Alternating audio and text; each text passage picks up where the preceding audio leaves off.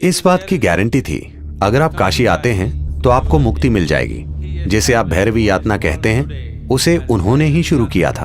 आखिरी 40 सेकंड में कई जन्मों के एकत्रित कर्म तेज गति से नजर आते हैं।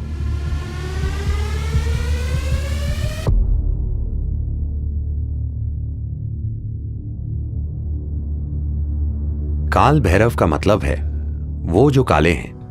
यह उनका एक आयाम है। इसे कई तरीकों से देखा गया है। यह शिव का एक भयंकर रूप है। जब वो विनाश करने लगे, किसी चीज का विनाश नहीं, समय का विनाश। देखिए, सभी भौतिक चीजों की एक समय सीमा होती है ना? अगर मैं आपके समय का नाश कर दूं तो सब खत्म। तो काल भैरव का मतलब यही है, क्योंकि ज्यादातर लोग जीवन अच्छे से जीने का फैसला नहीं करते। उनकी एक इच्छा होती है, कम से कम उनकी मृत्यु शानदार तरीके से हो। यही छोटी सी इच्छा लाखों लोगों को काशी खींच लाती है, मरने के लिए। तो जीवन के अंतिम चरण में लोग आए क्योंकि वो शानदार तरीके से नहीं जी पाए। उनका सपना था कि वो कम से कम शानदार तरीके से मरे। शानदार तरीके से मरने का मतलब है कि मृत्यु से ना सिर्फ शरीर का त्याग हो, बल्कि मृत्यु से परम मुक्ति तक पहुंच पाएं। इस बात की गारंटी थी कि अगर आप काशी आते हैं तो आपको मुक्ति मिल जाएगी, भले ही पूरी जिंदगी आप बेहद बुरे इंसान क्यों न रहे हों। तो तमाम बेकार लोगों ने वहां आना शुरू कर दिया क्योंकि उन्होंने बुरे तरीके से जीवन जिया था और वो शानदार तरीके से मरना चाहते थे। इससे बेकार लोगों की संख्या बढ़ने लगी।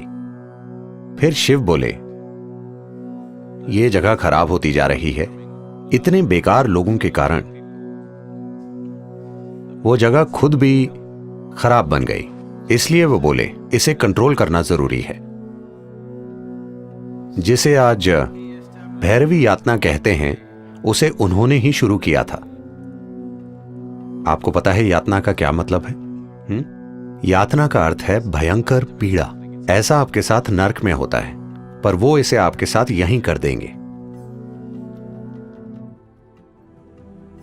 जीवन के आखिरी 40 सेकंड में अगर व्यक्ति चेतन है या वो किसी प्रतिष्ठित जगह में है, तो हर इंसान के साथ स्पष्ट रूप से ऐसा होगा। चाहे मृत्यु का कारण कुछ भी हो, चाहे मृत्यु अधिक उम्र के कारण हो या बीमारी, आखिरी 40 सेकंड में कई जन्मों के एकत्रित कर्म तेज गति से नजर आते हैं। उस पल, इन 40 सेकंड में ही अगर आपने अज्ञानता का जीवन जिया है, अगर आपने अचेतना का जीवन, अचेतना के कई जीवन जिए हैं, इन 40 सेकंड में अगर आप थोड़ी जागरूकता बनाए रखें, तो वो कहते हैं कि आप कई जन्मों के एकत्रित कर्म से मुक्त हो जाएंगे। आप सिर्फ 40 सेकंड के लिए एक तीव्र पीड़ा से गुजरेंगे और फिर शुद्ध हो जाएंगे और विलीन हो जाएंगे।